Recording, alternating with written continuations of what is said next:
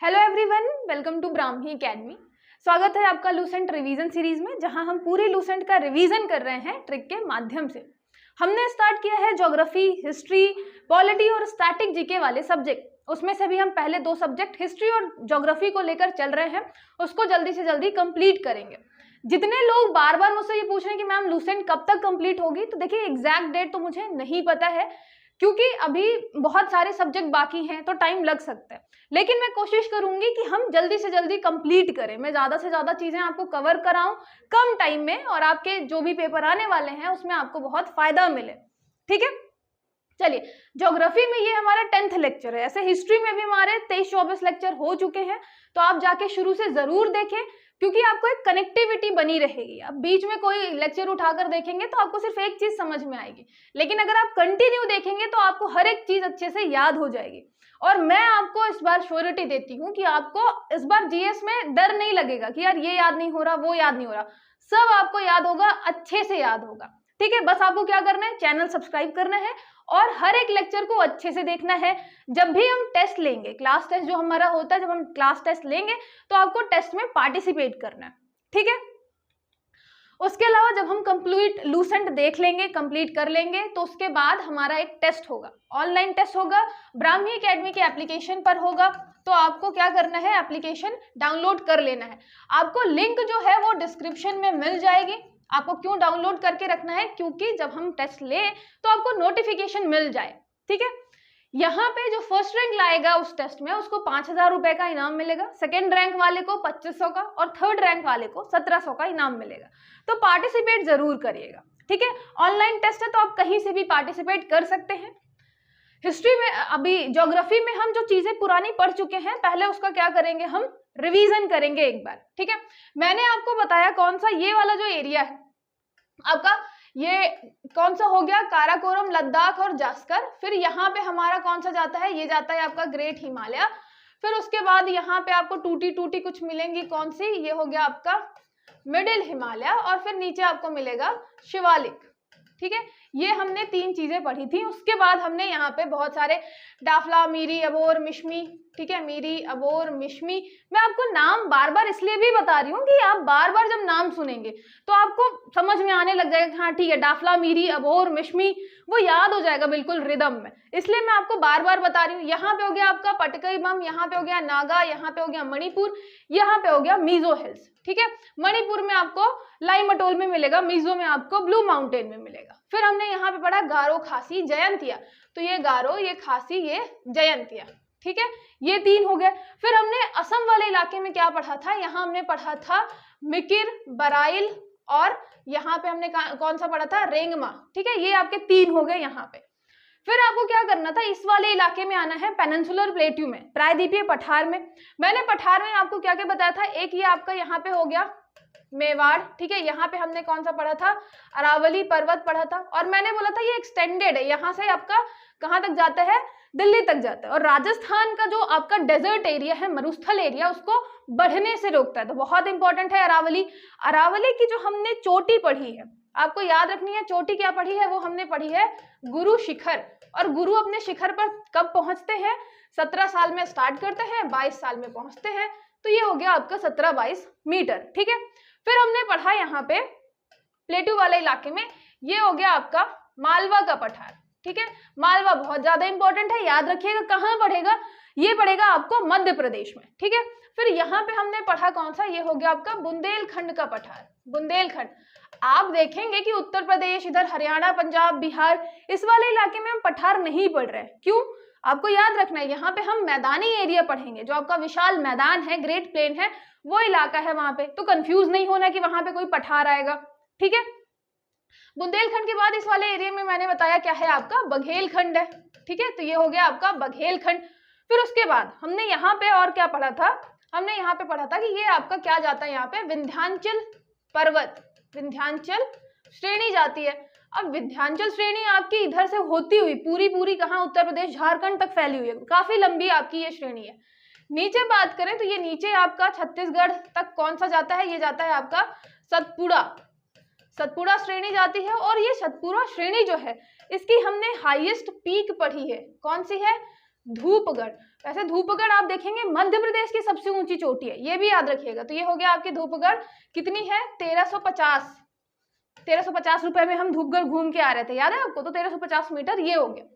फिर हमने क्या पढ़ा, यहाँ पे हमने पढ़ा है दक्कन प्लेटू, दक्कन का पठार, ठीक है, हिंदी में ही लिख देती हूँ, ये हो गया दक्कन, दक्कन का पठार। यहाँ पे हमने पढ़ा है कर्नाटक का पठार। कर्नाटक में एक याद रखिएगा मलेनाड करके आपको मिलेगा, वैली वाला इलाका, वैली टोपोग्राफी जो है वो मलेनाड कहलाती है। तो यहाँ पे कहाँ मिलेगी आपको, ये आपको कर्नाटक वाले इलाके में मिलेगी, है ना। ये पठारी एरिया में ही दो भागों में डिवाइडेड है, तो एक प्लेन एरिया है, एक वैली एरिया है। वैली एरिया को हम क्या कह रहे हैं, मलेनाड कह रहे हैं। यहाँ पे हमने बताया था कि ये वाला जो आपका पूर्वी वाला इलाका है, इसको क्या कह रहे हैं हम, विदर्भ कह रहे हैं। तो ये भी याद रखिएगा, ठीक है। फिर यहाँ पे बीच में आपको मिलेगा तेलंगाना का पठार, तेलंगाना का पठार। आंध्र प्रदेश में आपको कौन सा मिलेगा, रायलसीमा, रायलसीमा का पठार, ठीक है, ये हो गया।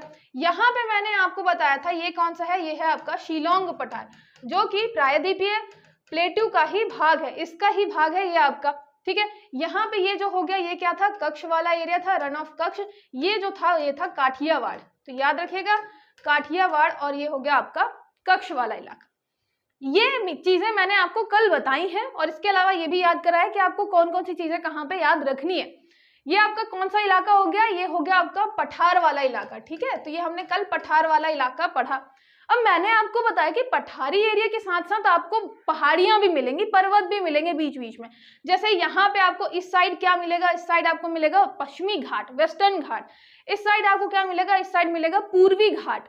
तो आपको फिर क्या करना है, उसके बारे में, उन पहाड़ियों के बारे में पढ़ना है, ठीक है। जैसे मैंने अरावली, विंध्याचल, सतपुड़ा ये आपको बता दिया, लेकिन अभी आपको महाराष्ट्र के बारे में, गुजरात के बारे में, इनकी जो पहाड़ियां हैं उनके बारे में जानना है, ठीक है।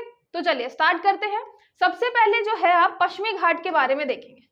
पश्चिमी घाट में क्या है, यहाँ पे ताप्ती नदी के मुहाने से कन्याकुमारी तक 1600 किलोमीटर लगभग फैला हुआ है आपका पश्चिमी घाट। अब ताप्ती नदी कहाँ पे है, सबसे मेन बात, तो आप ओवरऑल याद रखिए कि ये यहाँ से गुजरात वाले इलाके से चालू करेगा और ये पूरा कहाँ तक जाएगा, कन्याकुमारी तक जाएगा, ठीक है। ये हम इसको बोलते हैं पश्चिमी घाट, ठीक है, इसको बोलते हैं पश्चिमी घाट या वेस्टर्न घाट, वेस्टर्न घाट। अब आपको ये है कि ये वेस्टर्न घाट जो है ये बने कैसे होंगे, और ये पता है बहुत ज्यादा स्ट्रेट है, स्टीप है, मतलब ऐसा मान के चलिए कि बहुत ज्यादा तीखे हैं। तो कब ऐसे कैसे बने होंगे ये, तो जब भारत आपका, हमने बताया कि भारत बहुत दूर से ट्रेवल करके आया है, फिर यूरेशियन प्लेट से टकराता है, तो जो ये वाला इलाका था, यहाँ पे ये वाला इलाका जो है वो टूट के, जैसे मान लीजिए यहाँ पे ये एक्स्ट्रा आपका इलाका जो है ये भारत का यहाँ पे जुड़ा रहा होगा, लेकिन इतने लंबे टाइम में क्या हुआ, उसमें कुछ मतलब आप ऐसा मान लीजिए कि इसमें फॉल्ट वगैरह जनरेट हुआ और ये वाला पोर्शन जो है ये टूट के नीचे गिरा। अभी जैसे ही नीचे गिरेगा, तो जब ये नीचे गिर जाएगा तो ये वाला जो इलाका है, ये आपको समझ में आ रहा है कैसा हो जाएगा, बिल्कुल ऐसा स्टीप खड़ा हुआ हो जाएगा। इसीलिए आप देखेंगे कि वेस्टर्न घाट जो है वो क्या है, काफी स्टीप है, क्योंकि यहाँ का एक जो इलाका था वो टूट के समुद्र में नीचे गिर गया था, ठीक है। और ये क्योंकि आप देखेंगे बिल्कुल ऐसा खड़ा है, स्टीप है, तो नदियां यहां से निकलेंगी, क्योंकि अगर कोई पर्वत आपका ऐसे मान लीजिए बहुत ऊंचा है तो वहां से नदियां निकलकर दूसरे साइड जाती है। इसीलिए आप देखेंगे कि मैक्सिमम जो नदियां हैं इधर साइड, वो यहां से निकलकर इधर साइड जा रही है। जैसे गोदावरी हो गया, कृष्णा हो गया, कावेरी हो गया, तो आपको मैक्सिमम नदियां इधर साइड आती हुई मिलेंगी, ठीक है। क्योंकि ये क्या है, ये इलाका ऊंचा है और काफी ज्यादा तीखा है, तो वहां से सीधे मान लीजिए ऐसा आपका कोई पर्वत है, तो ये इतना ज्यादा अगर तीखा है तो सीधी बात है नदी नीचे ही आएगी, ऊपर जाने का मतलब इधर साइड जाने का कोई ऑप्शन है ही नहीं। तो इसलिए नदियां आपकी इधर साइड बह रही हैं मैक्सिमम। कुछ नदियां हैं जैसे आपको यहाँ पे नर्मदा, ताप्ती मिलेगा, तो वो जो है वो रिफ्ट वैली में बह रही है। मतलब ऐसे मान लीजिए मैंने आपको बताया था ये विंध्यन हो गया, विंध्यन पर्वत, ये सतपुड़ा हो गया, बीच के इलाके में क्या मिलेगा आपको, गड्ढा मिलेगा, थोड़ा ऐसा डिप्रेशन टाइप का है, वहां से नर्मदा नदी बह रही है। तो यहाँ से बह रही है क्योंकि उसको जगह मिली, वहां पे ऐसा निचला इलाका मिला इसलिए बह गई।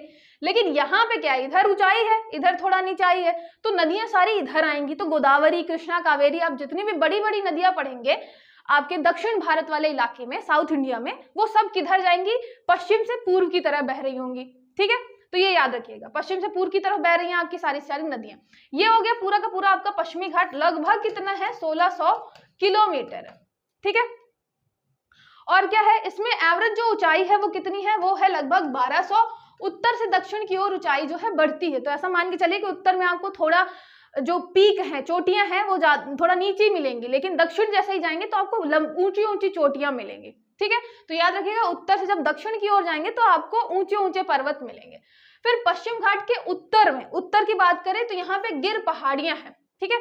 तो यहाँ पे गिर पहाड़ियां ये आपको गुजरात वाले इलाके में मिलेगी, और इसको क्या बोलते हैं, इसको सह्याद्री भी बोलते हैं। याद रखिएगा आपके पश्चिमी घाट के लिए एक वर्ड जो यूज होगा वो यूज होगा सह्याद्री, ठीक है, सह्याद्री। अब यहाँ पे इसको किसी चीज से रिलेट करने की जरूरत नहीं है, 2-3 बार इसको बस पढ़ लीजिएगा।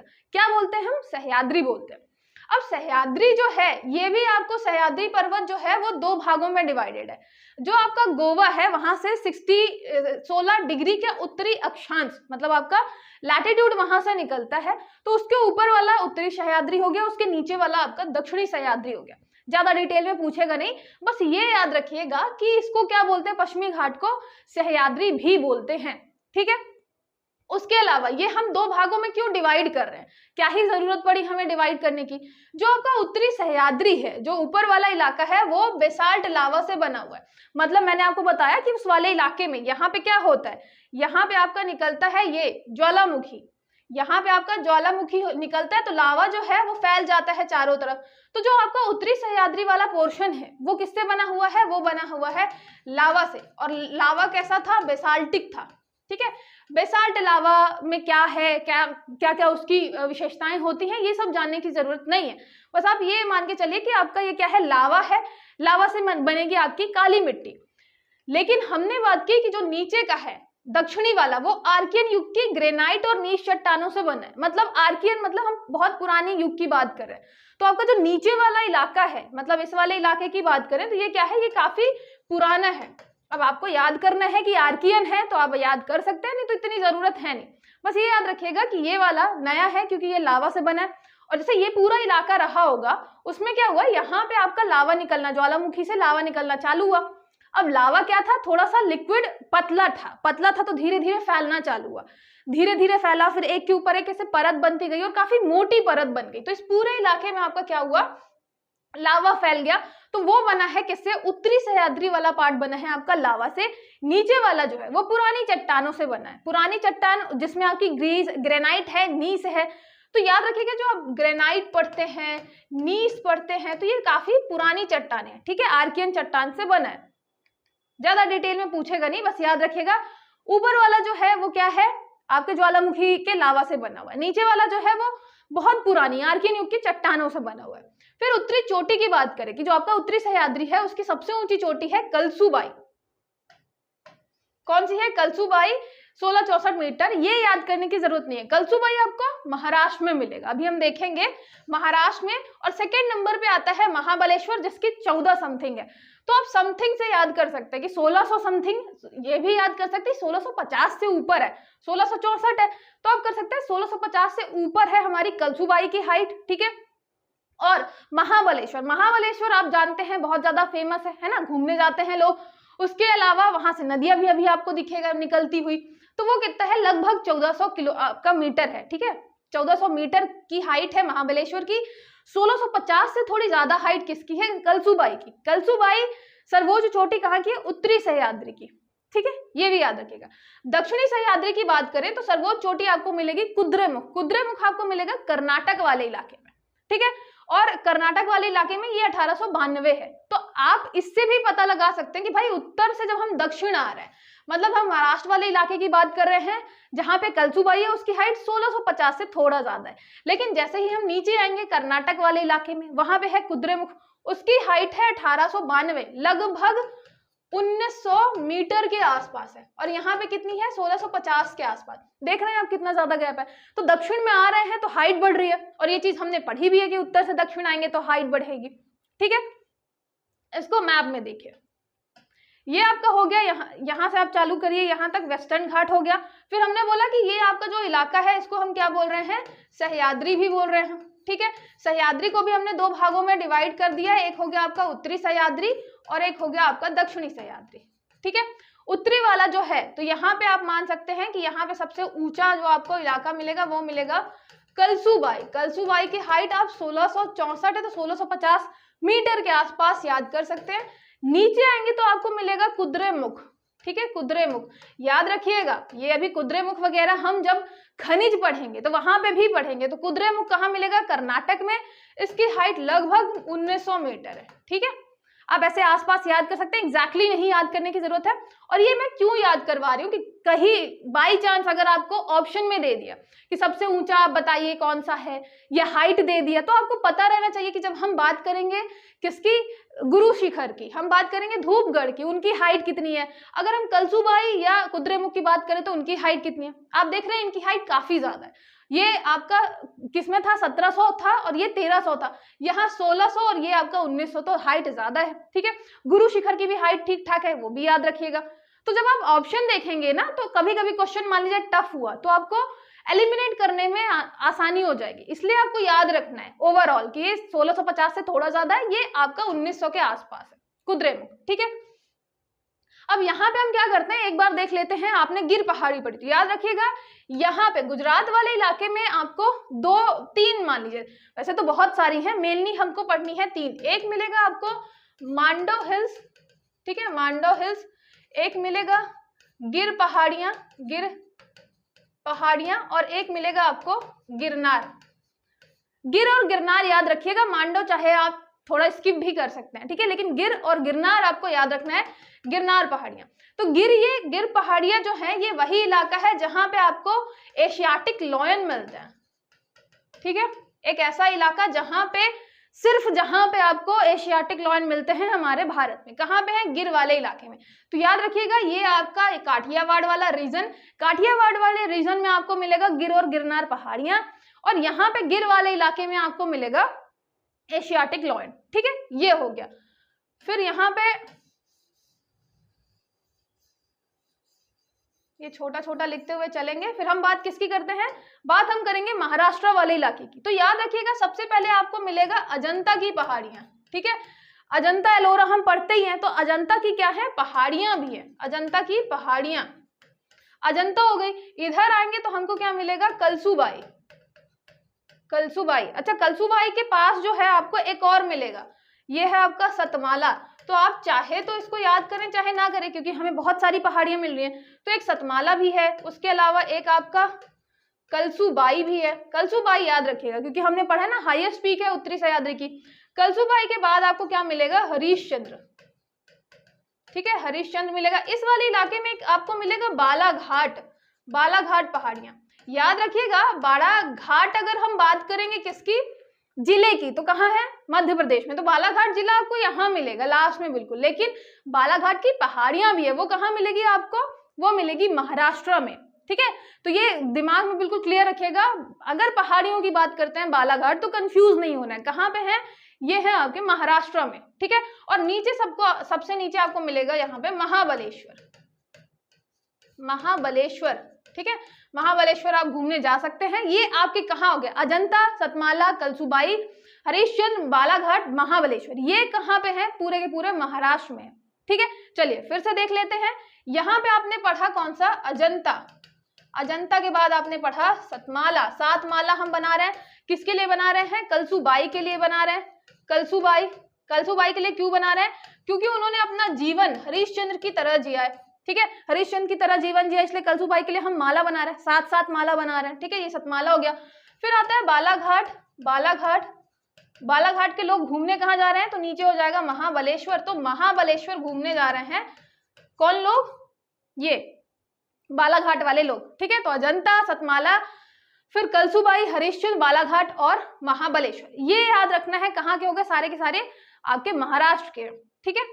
फिर बात करते हैं नीचे। यहाँ पे आपने एक तो पढ़ा कर्नाटक में कुद्रेमुख, ठीक है, कुद्रेमुख ऐसे बोलते हैं ना, फटे मुंह, तो फटे मुंह से आप भी उससे चाहें तो याद कर सकते हैं या नहीं कुद्रेमुख का, या सिर्फ आप मुख से याद कर सकते हैं, ठीक है। कि जब हम नाटक करें, कर्नाटक का हो गया आपका नाटक, उसका तो नाटक बना के ही चलना है, ठीक है। कुद्रेमुख हो गया। और यहीं आपको क्या मिलेगा, मैंने आपको एक और चीज पढ़ाई थी जब हम पढ़ रहे थे, अभी शायद देख लेंगे, ये हो गया आपका बाबा बुदान, मुझे याद नहीं अच्छे से कि हमने ये पढ़ा है कि नहीं, बाबा बुदान, और ये हो गया आपका ब्रह्मगिरी। ठीक है, ये दोनों जो हो गए बाबा बुदान और ब्रह्मगिरी, कुद्रेमुख, बाबा बुदान, कुद्रेमुख और ब्रह्मगिरी, ये जो हैं आपके ये 3 कर्नाटक वाले हैं। ठीक है, तो बाबा, अच्छा लास्ट टाइम हमने लास्ट लेक्चर में देखा ना, इसीलिए बाबा हम क्या कर रहे हैं, नाटक कर रहे हैं, तो बाबा कौन बना है, ब्रह्मा जी बने हैं, ब्रह्मा जी बाबा बन के नाटक कर रहे हैं। तो यहाँ पे आप मुख भी ऐड कर लीजिएगा उसी में कि ब्रह्मा जी ने बाबा का मुख बना रखा है, बाबा जी का मुख बना रखा है और क्या कर रहे हैं, वो नाटक कर रहे हैं। तो आपके 3 हो जाएंगे, कहाँ के, कर्नाटक वाले, बाबा बुदान, कुद्रेमुख और यहाँ पे ब्रह्मगिरी। महाराष्ट्र की बात करें तो क्या था, कलसुबाई को हम साथ साथ माला चढ़ा रहे हैं, क्यों, क्योंकि उन्होंने हरिश्चंद्र की तरह अपना जीवन जिया था। बालाघाट वाले कहाँ घूमने जा रहे हैं, महाबलेश्वर घूमने जा रहे हैं। तो अलग अलग आप याद करेंगे तो ज्यादा सही रहेगा। ठीक है, तो यहाँ पे ब्रह्मा जी ने क्या किया है, बाबा का मुख लगाया हुआ है। ठीक है, तो कुद्रेमुख, बाबा बुदान और यहाँ पे ब्रह्मगिरी क्यों लगाया है, क्योंकि उनको नाटक में शामिल होना है। ठीक है, तो ये हो गया आपका कर्नाटक। ये 3 हो गए कहाँ के, आपके कर्नाटक के।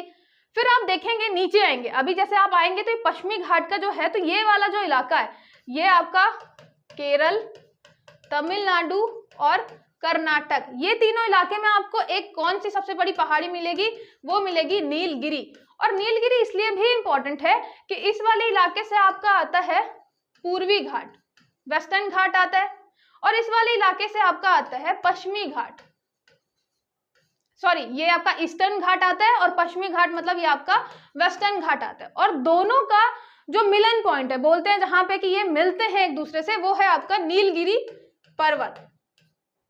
ठीक है, तो ये इंपॉर्टेंट इसलिए भी है, वैसे मैक्सिमम आपको लिखा मिलेगा ये नीलगिरी के बारे में, हम नेक्स्ट अभी देखने वाले हैं। महाबलेश्वर यहाँ पे हो गया, नीलगिरी की तमिलनाडु वाले इलाके में, लेकिन आप देखेंगे कि ये थोड़ा सा फैला हुआ है, आपको केरल में भी मिलेगा, ऊपर थोड़ा कर्नाटक वाले इलाके में भी मिलेगा। ठीक है, अच्छा यहाँ पे जो है महाबलेश्वर के बारे में आप एक चीज और देख लीजिए, जो यहाँ पे लिखा हुआ है, इसका उच्चतम बिंदु जो है वो है विल्सन पॉइंट, महाबलेश्वर का। महाबलेश्वर का सबसे ऊंचा बिंदु जो है, उच्चतम बिंदु, वो है विल्सन पॉइंट, मतलब विल्सन जो है महाबलेश्वर घूमने जाता है। ठीक है, फिर इसके अलावा ऑर्थर शीट पॉइंट, नीडल होल या एलिफेंट पॉइंट, ये क्योंकि लूसेंट में दिए गए थे इसलिए मैंने आप यहाँ पे इंक्लूड कर लिया है, लेकिन जरूरी नहीं है कि आप उसको याद करें, इतना इंपॉर्टेंट है नहीं। ये जरूर याद रखिएगा, यहाँ से लगभग 5 नदियां निकलती हैं महाबलेश्वर से। कौन कौन सी, कृष्णा, सावित्री, गायत्री, वेन्ना, कोयना।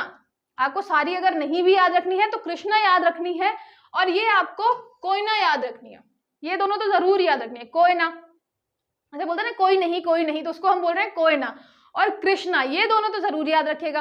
ओवरऑल में आप 5 कर सकते हैं कि 5 नदियां हैं लगभग जो महाबलेश्वर वाले इलाके से निकल रही है। ठीक है, और मैंने आपको बता ही दिया कि जो आपका वेस्टर्न घाट है वो ऊंचा है, तो नदियां किधर साइड आएंगी, पूर्वी साइड बहते हुए आएंगी। कृष्णा, सावित्री, इसके अलावा गायत्री, वैसे सावित्री और गायत्री 2 बहनें समझ में ही आ रही हैं, कृष्णा, वेन्ना और कोयना, 3 जो है वो आपके किससे रिलेटेड हो गए, महाबलेश्वर से। सावित्री, गायत्री 2 बहनें हैं, कृष्णा, वेन्ना ये भी आपका मैच करता हुआ है, और सबको हमने बोल दिया कोई नहीं, चिल मारो कोई बात नहीं है। ठीक है, ये सब कहां से निकल रही है, महाबलेश्वर से। फिर आता है आपका नीलगिरी पहाड़ियां। अब देखिए नीलगिरी में हम क्या देख रहे थे कि जो ये वाला इलाका है, केरल, तमिलनाडु, कर्नाटक को भी थोड़ा बहुत टच कर रहा है, यहाँ पे आपका है नीलगिरी। ठीक है, लूसेंट में तमिलनाडु बस दिया हुआ है, लेकिन आप समझ के चलिएगा इस वाले इलाके में। अब नीलगिरी की अगर सबसे ऊंची चोटी की बात करें कि इसकी सबसे ऊंची चोटी कौन सी है, तो ये है डोडा बेट्टा। ठीक है, डोडा बेट्टा। अब डोडा से नहीं याद करना तो बेट्टा से भी याद कर सकते हैं, डोडा बेट्टा, वैसे भी 2-3 बार रिवाइज करेंगे तो याद हो जाएगा। तो नीलगिरी जहां पे आपका वेस्टर्न घाट और ईस्टर्न घाट आके मिल रहा है, पश्चिमी घाट और पूर्वी घाट, इसलिए वो इंपॉर्टेंट हो जाता है। और नीलगिरी की सबसे ऊंची चोटी है डोडा बेट्टा, लेकिन डोडा बेट्टा दक्षिण भारत की सबसे ऊंची चोटी नहीं है। अभी इसके नीचे, नीलगिरी के नीचे आपको क्या मिलेगा, यही आपको मिलेगा इसके नीचे अन्ना मलाई। ठीक है, यहाँ पे अन्ना जो है, जिसको मलाई बहुत ज्यादा पसंद है, नीलगिरी के नीचे मिलेगा। और इसकी जो हाईएस्ट पीक है, इसकी जो चोटी है हाईएस्ट पीक, उसका नाम है अनई मुडी। ठीक है, अन्नामलाई, अनई मुडी। अनई मुडी जो है, जो कि अन्नामलाई की सबसे ऊंची चोटी है, वो दक्षिण भारत की सबसे ऊंची चोटी है। डोडा बेट्टा नीलगिरी, नीलगिरी की है डोडा बेट्टा, लेकिन वो सेकंड नंबर पे आती है। आपका बेटा जो है सेकंड नंबर पे आएगा। जो अनाईमुडी है उसका मूड घूम जाता है पहले नंबर पे, इसलिए हमेशा आती है। ठीक है, पढ़ने में काफी अच्छी है। तो ये हो गया आपका अन्नामलाई, उसकी हाइट, उसकी सबसे ऊंची चोटी है अनाईमुडी, जो कि दक्षिण भारत की सबसे ऊंची चोटी है। ठीक है, उसके ऊपर मिलेगा आपको नीलगिरी, जहां पे पूर्वी घाट पश्चिमी घाट आके मिल रहे हैं। ठीक है, उसके बाद ये नीचे इसके आपको एक और पर्वत मिलेगा यहाँ पे, इसका नाम है कार्डमम। अच्छा, कार्डमम मतलब होता है इलायची, तो आपको इलायची पर्वत भी मिलेगा, या ऐसे लिखा हुआ कार्डमम मिलेगा। इंग्लिश में तो हम कार्डमम लिखते हैं। तो कार्डमम यहाँ पे क्या मिलेगा आपको, ठीक है, कार्डमम की पहाड़ियां ये आपको सबसे नीचे मिलेगा। कभी कभी ये भी पूछा जाता है कि सबसे लास्ट में, भारत के सबसे दक्षिण में कौन सी पहाड़ियां स्थित हैं, तो भी आपका आंसर क्या होगा, कार्डमम। इलायची हमको सबसे लास्ट में मिलेगी। ठीक है, वैसे भी आप खाना जब खत्म कर लेते हैं तब सबसे लास्ट में इलायची खाते हैं, ऐसी तरह आपको क्या करना है, इलायची, भारत के सबसे लास्ट में आपको इलायची मिलेगी। ठीक है, कार्डमम की पहाड़ियां मिलेगा। इसको यहाँ पे देख लीजिए, तमिलनाडु सर्वोच्च चोटी होगी डोडा बेट्टा, ये है 2637। अब आप देख रहे हैं कि जैसे हम साउथ में बढ़ रहे हैं, हाइट बढ़ती जा रही है। 2637, तो लगभग 2600 मीटर क्या है, डोडा बेट्टा है। ठीक है, उसके पहले हमने क्या देखा था, 1650 से ऊपर है हमारी कलसुबाई, और लगभग 1900 के आसपास है हमारा कुद्रेमुख, है ना। 2-3 बार रिवाइज जरूर करिएगा, तब आपको याद होगा। 1650 से ऊपर है, मतलब 1650 कितना है कलसुबाई का। कलसुबाई को हम 1650 रुपए देते हैं, और उसके अलावा जो आपका कुद्रेमुख है, तो आपके मुख को देखकर 1900 रुपए हम दे सकते हैं। ठीक है, फिर उसके बाद आता है डोडा बेट्टा। बेटा को कितना मिला है, 2600 रुपए मिलता है हर महीने खर्चा करने के लिए, पॉकेट मनी मिलती है। तो हमारे बेटे को कितनी मिलती है, 2600 रुपए। याद रखिएगा, जब तक ये आपका 50 क्रॉस नहीं हो जाता तो हम उसको 2600 के आसपास मानेंगे। 50 क्रॉस हो जाएगा तो फिर हम 2650 के ऊपर मान लेते हैं। ठीक है, तो लगभग कितना है, 2600 के आसपास। फिर दक्षिण भारत की ये दूसरी सबसे ऊंची चोटी है। पहली कौन सी हो गई, अनाईमुडी, अभी हम देखेंगे ही। इसका प्रसिद्ध जो स्थल है वो है उटकमंड या ऊटी। ऊटी आपने बहुत बार नाम सुना होगा, मूवीज वगैरह में भी आप देखते हैं कि ऊटी घूमने गए हुए हैं। कहाँ मिलेगा, नीलगिरी में मिलेगा। ठीक है, तो नीलगिरी में आपको मिलेगा ऊटी, जो सबसे प्रसिद्ध है। इसके अलावा इसके दक्षिण में क्या है, पाल घाट स्थित है। अभी हम देखेंगे कि घाट क्या होता है। जो पूर्वी और पश्चिमी जो आपके घाट है उसका मिलन है, तो पाल घाट। अभी हम अलग अलग घाट देखेंगे, उसका मतलब देखेंगे कि क्या है। बस ये याद रखिएगा कि पाल घाट आपको नीलगिरी में मिलेगा। ठीक है, फिर हमने पढ़ा क्या, अन्नामलाई। अन्नामलाई तमिलनाडु और केरल वाले इलाके में। तो नीलगिरी से जैसे हम नीचे आएंगे तो सिर्फ तमिलनाडु और केरल बचता है, तो वहां पे आपको अन्नामलाई मिलेगा। उसके नीचे आएंगे तो मिलेगा क्या, कार्डमम, है ना। कार्डमम मतलब इलायची वाली पहाड़ियां। तो सबसे नीचे जो है आपको इलायची वाली पहाड़ी मिलेगी। ये जो है अनाईमुडी आपकी 2695 है, तो लगभग आपका 2700 है। ये 2600 है, ये लगभग 2700 है, 2695 मीटर। तो अन्नामलाई की सबसे ऊंची चोटी अनाईमुडी। याद रखिएगा, इसका मूड इतना खराब हो जाता है कि फिर सब कुछ जो है तोड़फोड़ देती है और सब याद कर लेते हैं, इसलिए अनाईमुडी फर्स्ट रैंक में आ रही है। तो दक्षिण भारत की सबसे ऊंची चोटी हो गई 2695। ऊटी याद रखिएगा, नीलगिरी पहाड़ियों में आपको मिलेगा। ठीक है, फिर हम यहाँ पे देखते हैं अनाईमुडी जो है वो 3 पहाड़ियों का केंद्र है। अभी क्या होगा, हम पूर्वी घाट वाले को भी पढ़ेंगे। ये आपका जो पालनी और यहाँ पे इलायची वाला है, यहाँ पे मैप में देख लीजिए एक बार। हम बात कर रहे हैं कहाँ पे, इस वाले इलाके में। यहाँ पे आपको तमिलनाडु वाले इलाके में मिलेगी पालनी हिल्स, पालनी पहाड़ियां या पालनी हिल्स। ठीक है, यहां से हम क्या पढ़ रहे हैं, यहां से हम पढ़ रहे हैं अन्नामलाई। अन्ना को मलाई बहुत पसंद है। और उसके नीचे हम क्या पढ़ रहे हैं, उसके नीचे हम पढ़ रहे हैं कार्डमम, इलायची। तो यहाँ पे क्या बोला गया है, यहाँ पे बोला गया है कि आपका जो अनाईमुडी है, जो पीक है, वहां पे 3 आके मिल रहे हैं। अनाईमुडी खुद किसकी है, अन्नामलाई की। उसके जस्ट बगल में आपको पालनी हिल्स मिलेगा, नीचे आपको कार्डमम हिल्स मिलेगा। तो आप इसको चाहें तो याद रखें ना रखें, मैप से वैसे भी याद हो जाएगा कि पालनी जो है हमारा उत्तर पूर्व से आ रहा है। अब देखिए मैप आपको कैसे यहाँ पे पढ़ना समझना चाहिए। अब यहाँ पे जो है ये वाला इलाका है, आप प्लस का निशान बनाएंगे, ये हो गया आपका ईस्ट, ये हो गया नॉर्थ, और ये जो बीच वाला इलाका है ये क्या हो गया, नॉर्थ ईस्ट, मतलब उत्तर पूर्व। तो हम बोल रहे हैं पालनी इस वाले इलाके से आ रहा है। तो यहाँ पे जब प्लस का निशान बनाएंगे, पालनी इधर से आ रहा है, मतलब उत्तर पूर्व से आ रहा है। तो आपको ये लाइन समझ में आ जाएगी आराम से कि हमारा जो यहाँ पे ये हो गया ऊपर अन्नामलाई जो कि उत्तर से आ रहा है, ये कार्डमम जो कि दक्षिण से आ रहा है, और पालनी इधर से आ रहा है, मतलब ये हो गया उत्तर पूर्व से आपकी पालनी हिल्स आ रही है, तमिलनाडु वाले इलाके में आपको पालनी हिल्स मिलेगी। अन्नामलाई तो ये आपका कहाँ पे हो गया, ये आपका जंक्शन यहाँ पे बन गया किसके पास, अनईमुडी के पास, अनईमुडी के पास। इतना इंपॉर्टेंट है नहीं कि यहाँ पे 3 ऐसे जंक्शन टाइप का बनता है केंद्र बिंदु, लेकिन ठीक है याद रखिएगा। पालनी हिल्स कहाँ मिलेगा, ये आपको मिलेगा तमिलनाडु वाले इलाके में। सेम आपका शेवरॉय भी है, आपको तमिलनाडु वाले इलाके में मिलेगा। यहाँ पे कोदाई कनाल, अगर आपने कभी सुना हो तमिलनाडु वाले इलाके में, तो कोदाई कनाल जो है वो फेमस जगह है कहाँ की, पालनी हिल्स की। तो देखिए तमिलनाडु में आपको कौन कौन से मिलेंगे, यहाँ पे आपको मिलेगा एक तो जवाडी हिल्स, जवाडी, ठीक है। जवाडी के जस्ट नीचे आप आएंगे तो आपको मिलेगा यहाँ पे शेवरॉय, ठीक है, शेवरॉय, ऐसे भी रॉय सरनेम बहुत लगा रहता है तो शेवरॉय, और उसके नीचे आपको फिर यहाँ पे मिलेगा पालनी। तो ये 3 आपको मेन याद रखने हैं किसके, तमिलनाडु से रिलेटेड, जवाडी, शेवरॉय और पालनी हिल्स, ये तमिलनाडु में। आपका जो ये नीलगिरी है ये इस वाले इलाके में है, तो केरल, तमिलनाडु, कर्नाटक वाले इलाके में। अन्नामलाई नीचे है तो केरल और तमिलनाडु वाले इलाके में। ऐसे ही आपका यहाँ पे कार्डमम और उसके नीचे है, तो ये केरल और तमिलनाडु वाले इलाके में, ठीक है।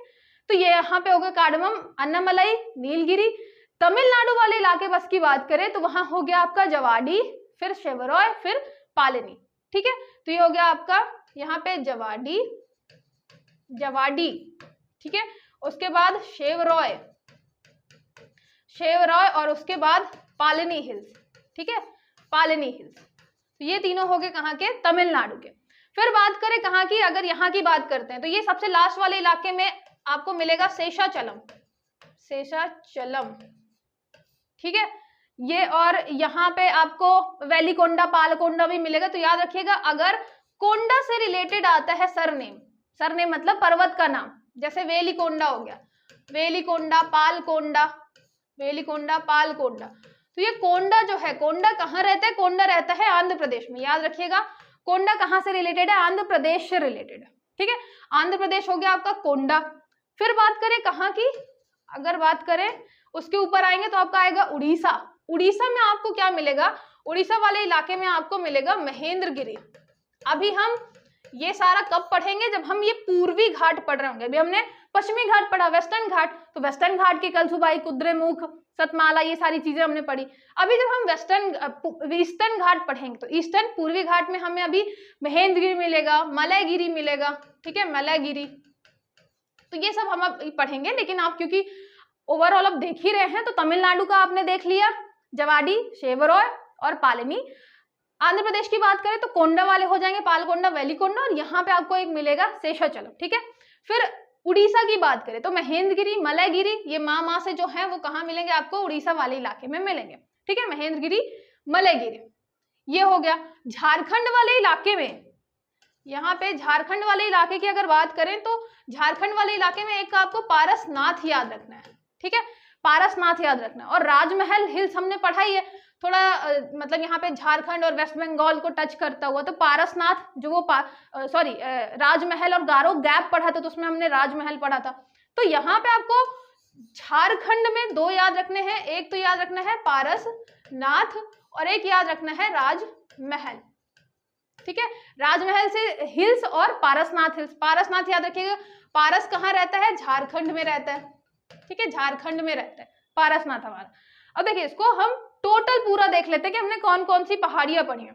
यहाँ पे हमने देखा अरावली, अरावली की हो गई गुरु शिखर, और गुरु शिखर पर कब पहुंचता है, 17 साल से स्टार्ट करता है, 22 साल में पहुंचता है।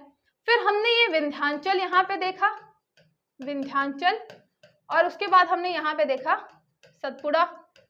सतपुड़ा की सबसे ऊंची चोटी की बात करें तो ये था आपका धूपगढ़ 1350, ठीक है। फिर यहाँ पे हम बात करें तो ये हुआ आपका अजंता, ये हो गया आपका सतमाला, फिर यहाँ पे कलसुबाई, उसके बाद हरिश्चंद्र, यहाँ पे बालाघाट और यहाँ पे महाबलेश्वर, ठीक है। ये हो गया आपके महाराष्ट्र वाले। कर्नाटक में हमने पढ़ा है बाबा बुदान, कुद्रेमुख और यहाँ पे ब्रह्मगिरी, 3 हमने कर्नाटक में पढ़े। फिर हमने देखा जब नीचे आते हैं तो यहाँ पे क्या आता है आपका नीलगिरी आता है। नीलगिरी की सबसे ऊंची चोटी डोडा बेट्टा, ठीक है, डोडा बेट्टा, और उसके नीचे आएंगे तो आपको मिलेगा अन्नामलाई। अन्नामलाई, अन्नामलाई खाता है, और इसकी हो गई आपकी सबसे ऊंची चोटी अनाईमुडी, अनाईमुडी, ठीक है। लगभग कितनी है ये आपके यहाँ पे 2700, है ना। ओवरऑल याद रखेंगे जैसे 95 है, 5 कम करना है, ये याद कर सकते हैं कि 2695। अनाईमुडी की आपको याद होनी चाहिए क्योंकि हम दक्षिण भारत की सबसे ऊंची चोटी की बात करें, तो इसलिए आपको 2695 याद होना चाहिए। डोडा भट्टा याद रखिएगा, सेकंड नंबर पे आ रहा है। इसके नीचे हमने बताया क्या है, कार्डमम, ठीक है, इलायची की पहाड़ियां। फिर बात करें तमिलनाडु वाले इलाके की, तो तमिलनाडु वाले इलाके में आपको क्या मिलेगा, एक मिलेगा आपको जवाड़ी, एक मिलेगा शेवरॉय और एक मिलेगा पालनी हिल्स, ठीक है। फिर यहाँ मिलेगा शेषाचलम, फिर वेलिकोंडा, पालकोंडा। यहाँ आएंगे तो महेंद्रगिरी और मलयगिरी। अब झारखंड में आएंगे तो एक मिलेगा पारसनाथ और एक मिलेगा राजमहल हिल्स। ये आपके क्या है, मेन चीजें हैं। उसके अलावा गारो खासी जयंतिया, यहाँ पे आपका डाफला, मीरी, अबोर, मिश्मी, ये सब हम बार बार पढ़ चुके हैं। ये आपके मेन कहाँ के हो गए, ये आपके हो गए प्रायद्वीपीय वाले इलाके के, ठीक है, ईस्टर्न घाट, वेस्टर्न घाट। और एक दो अगर बचेंगे तो वो भी मैं आपको इंक्लूड करके बता दूंगी। अभी क्या होगा, इसमें हम दर्रे पढ़ेंगे बीच बीच में जो आपके घाट मिल रहे हैं।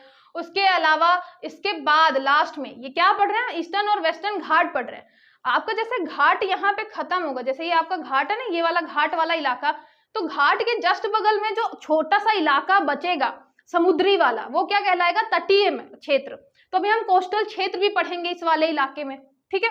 कोई भी डाउट है तो आप मैसेज, कॉल या कमेंट करके पूछ सकते हैं। लाइक और शेयर जरूर करिएगा। चलिए मिलते हैं नेक्स्ट लेक्चर में।